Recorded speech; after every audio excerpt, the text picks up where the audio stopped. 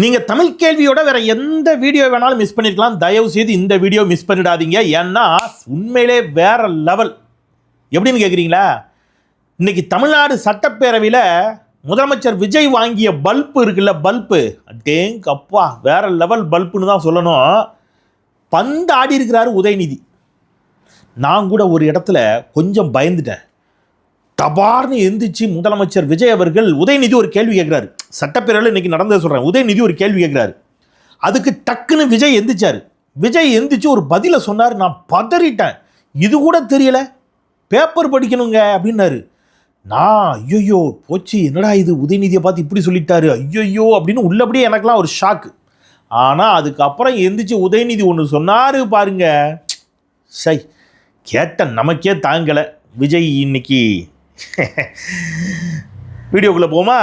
அனைவருக்கும் வணக்கம். இது தமிழ் கேள்வி. மீண்டும் உங்களை சந்திப்பதில் மிக்க மகிழ்ச்சி. நான் செந்தில். இது செந்தில் வேல்வீச்சு. தமிழ் கேள்வியை மறக்காம சப்ஸ்கிரைப் செய்து பாருங்கள். உங்கள் பேராதரை தாருங்கள் என்று கேட்டுக்கொண்டு, ரியல் சார்பட்டா பரம்பரை பார்த்த மாதிரி இருந்துச்சுங்க.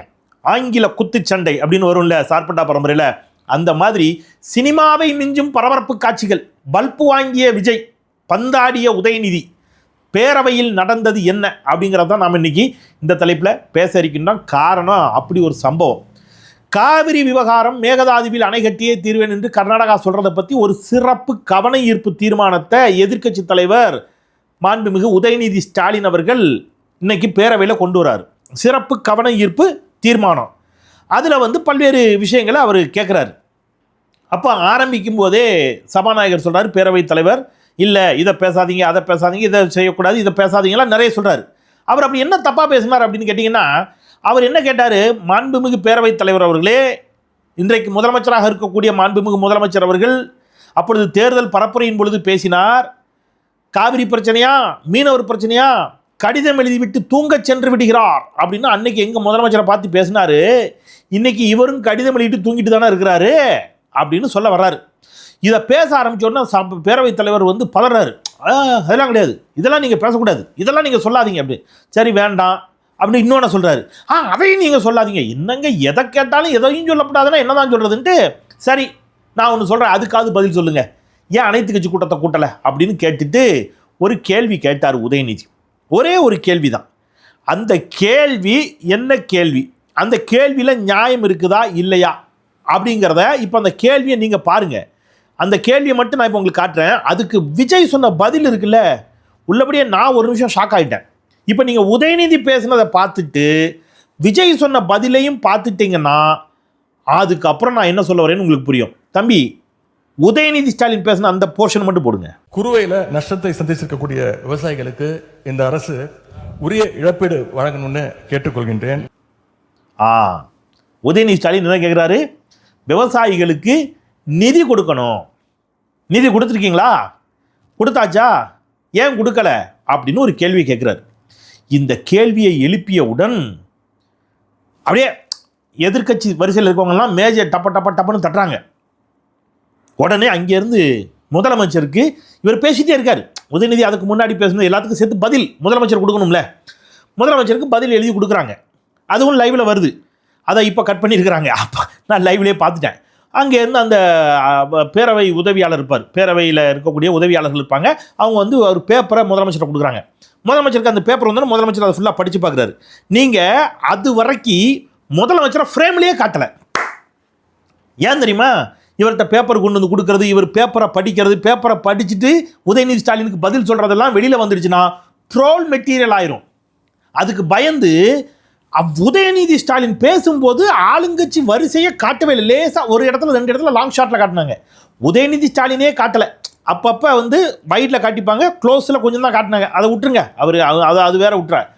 இப்போ முதலமைச்சர் கைக்கு பேப்பர் வந்த உடனே ready action, okay ready ready ready camera action shot ready take அப்படின்னு உடனே முதலமைச்சர் எந்திரிக்கிறார். முதலமைச்சர் எந்திரிச்ச உடனே பேரவைத் தலைவர் மாண்புமிகு முதலமைச்சர் அவர்கள் அப்படின்னு உடனே முதலமைச்சர் வழக்கம் போல் பேசினாருன்னா நானே உண்மையிலே அரண்டிட்டேன். அவர் சொன்ன பதிலுக்கு உண்மையிலே அரண்டிட்டேன். போச்சு, உதயநிதி ஸ்டாலின் மாட்டிக்கிட்டார் இன்னைக்கு. அப்படி தான் எனக்கே தோணுச்சு. ஏன்னா அந்த பதிலை கேட்கும்போது ஐயோ அப்படின்னு. விஜய் உதயநிதி ஸ்டாலினுக்கு கொடுத்த பதிலை இப்போ நீங்கள் பாருங்க. குறுவை சாகுபடிக்கு அந்த நிவாரண தொகுப்பு பற்றி எதிர்க்கட்சியிலேருந்து கேட்டிருந்தாங்க. குறுவை சாகுபடிக்கு அந்த நிவாரணம் ஏற்கனவே கொடுத்தாச்சு, வழங்கியாச்சு. அரசியலே நாங்கள் தான் அப்படின்னு சொல்லிக்கிறவங்களுக்கு இது எப்படி தெரியாமல் போச்சுன்னு எனக்கு தெரியல. முன்ன பின்ன பேப்பர் படிச்சிருந்தா நாட்டில் என்ன நடக்குதுன்னு தெரிஞ்சிருக்கும். பார்த்துட்டீங்களா? அவர் கேட்டதுக்கு ஒரு பதில் சொல்றாரு. குறுவை சாகுபடி தொடர்பாக ஏற்கனவே நிதி கொடுக்கப்பட்டாகிவிட்டது. யாரு? முதலமைச்சர். பட்ஜெட்டில் சொல்லிட்டோமே, பார்க்கலையா? எங்களுக்கு தான் அரசியல் தெரியும், நாங்கள் தான் அரசியல் எல்லாமே என்று சொல்பவர்களுக்கு இதெல்லாம் எப்படி தெரியாமல் போனது அப்படின்னு சொல்லிட்டு, பாவம் பேப்பராவது படிக்கணும், கொஞ்சம் பேப்பர் படிச்சிருந்தா இதெல்லாம் தெரிஞ்சிருக்கும் என்று சொன்னபோது உள்ளபடியே நான் ஆடிட்டேங்க. சத்தியமாக சொல்கிறேன், நான் பதறிட்டேன். உதயநிதி ஸ்டாலின் எப்படி இதை கவனிக்காமல் பேசினார் அப்படிங்கிற மாதிரி, இது எப்படி கவனிக்காமல் விட்டுட்டாரா, இப்படி விஜய் கேட்டுட்டாரே அப்படிங்கிற மாதிரி எனக்கு ஒரு இதாகிடுச்சு. ஆனால் அதுக்கப்புறம் எழுந்தார், உதயநிதி ஸ்டாலின் எழுந்தார். இந்த 7ஆம் அறிவு படம் பார்த்துருக்கீங்களா? அதில் அந்த வில்லன் எல்லாரையும் கட்டுப்படுத்துவான். என்ன லாங்லியா லூங்லியா ஏதோ ஒரு பேர், டாங்லி எல்லாரையும் கட்டுப்படுத்துவான். அந்த படத்தில் சூர்யாவை மட்டும் கட்டுப்படுத்த முடியாது. அப்போ இங்கேருந்து அங்கே சீனாவுக்கு ஃபோன் அடிப்பான். ஃபோன் அடித்து அந்த வில்லன் கேட்பான், இங்கே ஒருத்தனை மட்டும் என்னால் கட்டுப்படுத்த முடியல, ஏன் அப்படின்ன உடனே அவர் சொல்லுவார், தாமு அப்படிம்பார். அப்படின்மா அது நமக்கு தொழில் சொல்லி கொடுத்த நமக்கு, டேய் உங்களுக்கு இந்த மொத்த வித்தையும் கற்றுக் கொடுத்தவரோட பிளட்டுடாது, அவர்கிட்ட போய் மோதாதீங்க, நீ தோத்துருவ, வேணாம் வந்துருன்னு அவர் எச்சரிப்பார். கேட்காம தோத்து கடைசி அந்த வில்லன் தோற்று போவார் அந்த படத்தில். சரியா? அதே மாதிரி கலைஞருடைய ரத்தம் அல்லவா, அந்த பதில் எந்திரிச்சு ஒன்று சொன்னார் பாருங்க. தம்பி, விஜய் பல்ப் வாங்கினார்ல உதயநிதிட்ட, அந்த பதிலை இப்போ போடுங்க. ஸ்பெஷல் பேக்கேஜ்னா நீங்கள் கொடுத்தது 134 கோடி கொடுத்துருக்கீங்க. அது அனைத்து அரசுலையும் கொடுக்கறக்கூடிய ஸ்பெஷல் பேக்கேஜ் தான். இப்போ வறட்சி நிவாரண நிதி அவங்க கேட்குறாங்க. இது ரெண்டுத்துக்கும் வித்தியாசம் தெரிஞ்சுக்க வேண்டும். இது வெறும் டெய்லி காலைல பேப்பர் படித்தா மட்டும் பத்தாது. அங்கே அனைத்து கட்சி கூட்டத்தை கூட்டி அனைத்து விவசாயிகளோடையும் போய் கலந்து பேசி அவங்களுடைய கோரிக்கைகள் என்னன்னு நீங்கள் தயவுசெய்து கேட்டுக்கொள்ள வேண்டும். எப்படி பார்த்தீங்களா? அதாவது எனக்கு உண்மையிலேயே அந்த டிவி முன்னாடி பார்த்து நான் சத்தமாக கைத்தட்டி விசில் அடித்தேன். என்னென்னா, சிறப்பு தொகுப்புக்கும் உதயநிதி ஸ்டாலின் சொல்கிறாரு, ஹலோ மிஸ்டர் முதலமைச்சர், சிறப்பு தொகுப்பு என்பது 134 கோடி என்னமோ கொடுத்துருக்கிறீங்க, அது எல்லா ஆட்சி காலத்திலையும் கொடுக்கக்கூடியது. நான் கேட்பது, நீங்கள் ஆட்சிக்கு வந்ததுலேருந்து மழை இல்லை, தண்ணி இல்லை, வறண்டு கிடக்கு, பஞ்சம், அங்கே விவசாயிகள் போராடிட்டு இருக்காங்க, நிலமெல்லாம் பாலமாக வெடிச்சு போய் கிடக்குது, வறட்சியில் டெல்டா மாவட்டம் முழுவதும் சிக்கி தத்தளிக்கிறது. இது போன்ற தருணங்களில் வறட்சிக்கு என்று ஒரு சிறப்பு நிதி விடுவிப்பாங்க. வறட்சி நிவாரண நிதினு பேர், வறட்சி நிதி. அந்த வறட்சி நிதியை கொடுக்க சொல்லி நான் பேசிக்கிட்டு இருக்கேன். நீங்கள் சிறப்பு தொகுப்பு கொடுக்கறத பற்றி பேசிக்கிட்டு இருக்கீங்க. வறட்சி நிதிக்கும் சிறப்பு தொகுப்புக்கும் வித்தியாசம் தெரில. பேப்பர் படித்தா மட்டும் போதாது. அப்படின்னா என்ன அர்த்தம்? பேப்பர் படித்தா மட்டும் போதாது, கொஞ்சமாவது அரசியல் குறித்த புரிதலும் அறிவும் இருக்க வேண்டும். அது எப்போ வரும்? விவசாயிகளை நேரில் போய் பார்க்கணும். டெல்டா மாவட்டத்தில் போய் விவசாயிகளை நேரில் பார்த்து, விவசாய சங்க பிரதிநிதிகளை அழைத்து பேசி, அனைத்து கட்சி கூட்டத்தை போட்டு இதெல்லாம் செஞ்சால் வரும். வெள்ளிக்கிழமை பட்டு பட்டு வேட்டி கட்டிட்டு வந்துட்டா இதெல்லாம் வராது. வாஸ்துப்படி ஜோசியக்காரர் சொன்னபடி வெள்ளிக்கிழமை பட்டு வேட்டி பட்டு சட்டை, வாரம் ஒரு சுற்றுப்பயணம், சுற்றுலா எங்கேயாவது போய் ஒரு ரீல்ஸு, சனி ஞாயிறு விடுமுறை, 6 மணிக்கு மேலே லீவு. நம்ம என்ன பள்ளிக்கூட ஸ்டூடெண்டா? இப்படித்தான் இன்னைக்கு இந்த அரசு இருக்குது. எனக்கு உள்ளபடியே அப்போ இப்போ நீங்கள் யோசிச்சு பாருங்கள். தயவு செய்து விருப்ப வெறுப்பின்றி தமிழ்நாட்டு மக்கள் சொல்லணும், இதில் உள்ளபடியே ரியல் ஹீரோ யார்? விஜயா, உதயநிதி ஸ்டாலினா? மனசாட்சியோட பேசுங்க.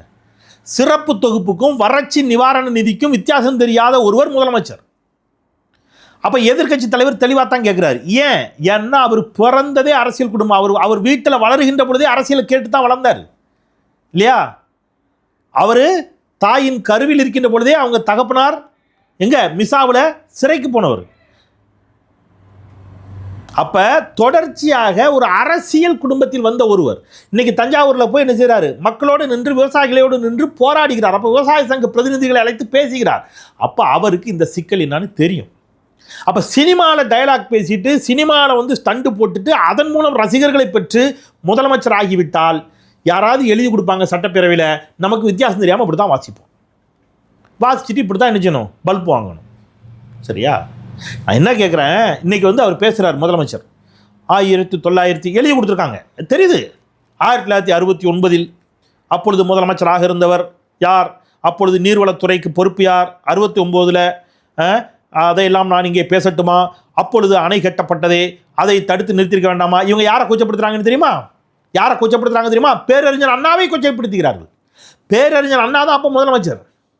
நீங்கள் அண்ணா தான் எங்கள் தலைவர், அண்ணாவையும் நாங்கள் போற்றி புகழுகிறோம் என்று சொல்லிவிட்டு அண்ணா முதலமைச்சராக இருந்தபொழுதே கர்நாடகத்தில் அணையை கட்டிட்டாங்க. அப்போ அண்ணாவையும் நீங்கள் சேர்த்து கொச்சப்படுத்துறீங்களா? கர்நாடகத்தில் அணை கட்டிய அன்றைக்கும் சரி இன்றைக்கும் சரி, அன்றைக்கு அணை கட்டிய காங்கிரஸையும் கண்டிக்கிறதுக்கு உங்களுக்கு இன்னைக்கு துப்பு இல்லை.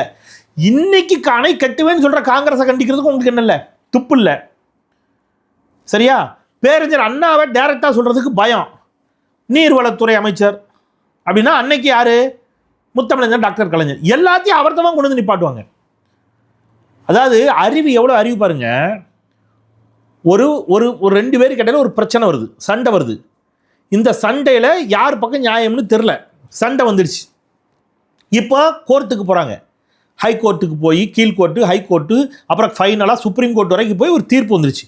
தீர்ப்பு சொல்லிடுச்சு, எப்பா 2 பேரும் சண்டை போடாங்க, உனக்கு இது, நீ இதை செய்யணும், நீ இதை செய்யணும்னு கரெக்டாக சொல்லியாச்சு. இப்போ சொன்னதுக்கப்புறம் சுப்ரீம் கோர்ட்டு தீர்ப்பை மதிக்காமல் ஒருத்தன் பிரச்சனை பண்ணுறான். இப்போ அவனை கேள்விகள்னு சொன்னால், இந்த பிரச்சனை தொடங்குச்சுல, கோர்ட்டுக்கெல்லாம் போகிறதுக்கு முன்னாடி வழக்கு நடந்துச்சுல, வழக்கு நடந்த போது இவன் பிரச்சனை பண்ணாமல, அதை சுட்டி காட்டி ஒருத்தர் பேசுவார்னா அவருடைய அரசியல் அறிவு என்ன? நான் கேட்குறது உங்களுக்கு புரியுதா? காவிரி விவகாரத்தில் கர்நாடகா 50 ஆண்டு கால ஒப்பந்தம் 1974 முடிவடைகிறது. அந்த ஒப்பந்தத்திற்கு பிறகு அந்த ஒப்பந்தத்தை புதுப்பிக்கணும். புதுப்பிக்கக்கூடிய காலகட்டத்தில் கர்நாடக அரசு அதுக்கு இசைவு தெரிவிக்காமல் அது வந்து பிரச்சனை பண்ணி அது வந்து என்ன செய்யுது, அந்த ஒப்பந்தத்திற்கு முரணாக அவங்க நான் அணை கட்டுவேன்னு போகின்ற பொழுது, என்னடா இது திடீர்னு இப்படி பண்ணுறாங்க, பிரச்சனை பண்ணுறாங்கன்னு சொல்லி நாம் இங்கேருந்து என்ன படம் எடுத்தா போக முடியும்? ஏன்னா ஒரே நாடு, ஒரே மாநிலம், ஒரே நாடு இல்லையா? அப்போ நீங்கள் இங்கேருந்து என்ன செய்ய முடியாது, படம் எடுத்துலாம் போக முடியாது. அப்போ என்ன செய்யணும், சட்ட ரீதியாக சண்டை போடணும். அப்போ கோர்ட்டுக்கு போய் சண்டை போட்டு நீங்கள் காவிரி நடுவர் மன்றம் அமைத்து அப்புறம் அது சுப்ரீம் கோர்ட்டுக்கு போய் சுப்ரீம் கோர்ட்டோட ஃபைனல் வெர்டிக்லாம் இப்போ அந்த பிரச்சனைக்கு தீர்வு கண்டாச்சு. தட் மீன்ஸ் லீகலாக தீர்வு கண்டாச்சு. அந்த தீர்வை கர்நாடகா இப்போ மதிக்க மறுக்குது. அந்த தீர்வை ஏற்றுக்கொள்ள மாட்டேன்னு பிரச்சனை பண்ணுது. இப்போ இது பிரச்சனை, இந்த பிரச்சனை பன்னெடுங்கால பிரச்சனை. பட் ஒரு முடிவுக்கு வந்திருக்கு, தீர்வு இல்லை, ஒரு முடிவுக்கு வந்தாச்சு. சுப்ரீம் கோர்ட்டோட ஜட்ஜ்மெண்ட் படி காவிரி மேலாண்மை வாரியம் அமைச்சிருக்கணும், காவிரி மேலாண்மை ஆணையம் அமைச்சிட்டாங்க. ரைட், ஓகே, ஏதோ ஒன்று அவனை அமைச்சாச்சு. அப்போ காவிரி மேலாண்மை ஆணையத்தினுடைய பரிந்துரைகளை ஏற்க மறுக்கிறது கர்நாடகா. அதை கேளுங்கன்னு சொன்னால் திருப்பி பஞ்சாயத்தை எங்கே கொண்டு போகிறாரு? அப்போ இந்த முதலமைச்சருக்கு என்ன தெளிவு இருக்கிறது, என்ன அரசியல் புரிதல் இருக்கிறது இல்லையா? இப்போ வரைக்கும் கடைசி வரைக்கும் உதயநிதி ஸ்டாலின் திருப்பி ஒரு கேள்வி கேட்டார், ஏன் அனைத்து கட்சி கூட்டத்தை கூட்டம் மறுக்கிறீர்கள்? இது மட்டும்தான் கேள்வி. இப்போ ராகுல் காந்திக்காக நீங்கள் என்ன செய்றீங்க? ராகுல் காந்தி சொன்னார், காங்கிரஸ் கட்சி சொல்லுச்சு அப்படின்னு சொல்லி இப்போ தொகுதி மறுவரையறை அதை நீங்கள் என்ன செஞ்சிடக்கூடாது, எந்த இடத்துல வந்துடக்கூடாதுன்னு ஒரு பயம் இருக்குது. ஏன் வந்துச்சுன்னா காங்கிரஸுக்கு பிம்பிலிக்கு பிலாப்பி தான், வரலைனாலுமே காங்கிரஸுக்கு பிம்பிலிக்கு பிலாப்பி தான், அதை விட்டுருங்க.